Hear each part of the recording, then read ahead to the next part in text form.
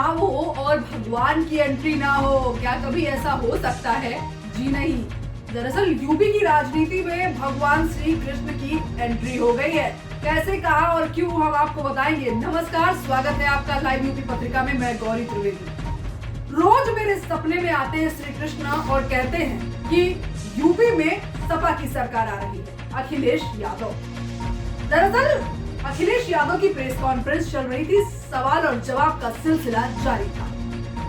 ऐसे में एक पत्रकार ने अखिलेश से सवाल पूछा कि बीजेपी के राज्यसभा सांसद हरनाथ सिंह यादव ने एक पत्र लेकर योगी आदित्यनाथ को मथुरा से चुनाव लड़ने की मांग की है और कहा कि भगवान कृष्ण की प्रेरणा से वह खत लिख रहे हैं, जिस पर अखिलेश यादव ने चुटकी लेते हुए कहा कि भगवान श्री कृष्ण तो रोज मेरे सपने में आते हैं और कहते हैं कि सपा की सरकार बनेगी।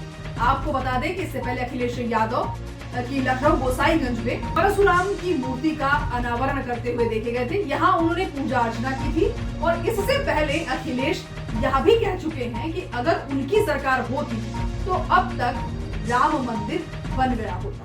अब देखना होगा कि अखिलेश यादव के रामराज और राम मंदिर बनने की बात पर बीजेपी किस तरह से पलटवार करती है।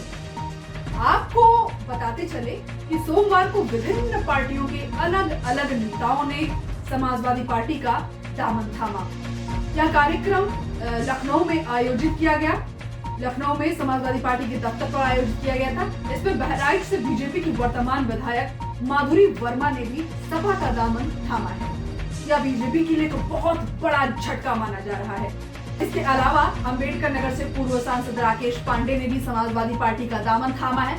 वह रितेश पांडे के पिता हैं, जो बसपा के सांसद हैं। वैसे एक बात तो आपको बता दूं कि यूपी का चुनाव हो और भगवान की एंट्री ना हो, हिंदुत्व की बात ना हो और चुनाव भी हो जाए, क्या कभी ऐसा हो सकता है? अखिलेश के सपने वाली बात यहीं पर नहीं रुकी। वार पलटवार का सिलसिला अभी भी चल रहा है। अखिलेश यादव के श्री कृष्ण के सपने में आने वाली बात पर योगी ने जमकर हमला बोला है।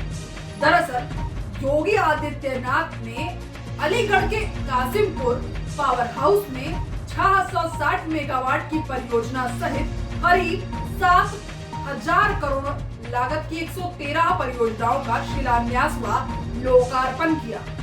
इसके बाद मुख्यमंत्री ने एक जनसभा को भी संबोधित किया और इसी के साथ अखिलेश यादव पर जमकर हमला बोला।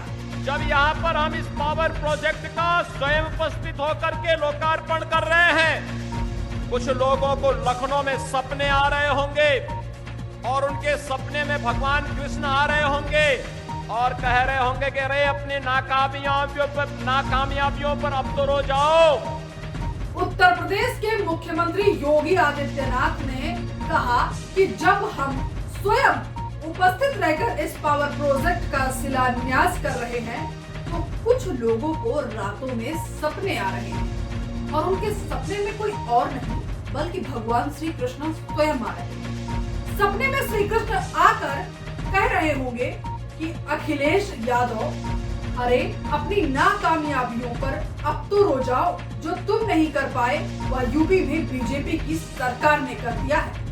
सीएम योगी ने कहा कि भगवान श्री कृष्ण अखिलेश यादव को कोस रहे होंगे कि जब तुम्हें यूपी की सत्ता मिली थी तो मथुरा, वृंदावन, बरसाना, गोकुल और बलदेव के लिए कुछ नहीं कर पाए, लेकिन अखिलेश तुमने वहां पर कंस को पैदा करके जवाहर बाग की घटना जरूर करवा दी।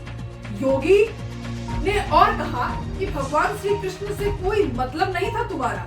कंस के उपासक थे और कंस को ही पैदा भी करते थे। जब कंस पैदा हो रहे थे तो मथुरा में जवाहर बाग की घटना भी घटित होती थी, जिसमें एडिशनल एसपी मुकुल देव शहीद हुए थे।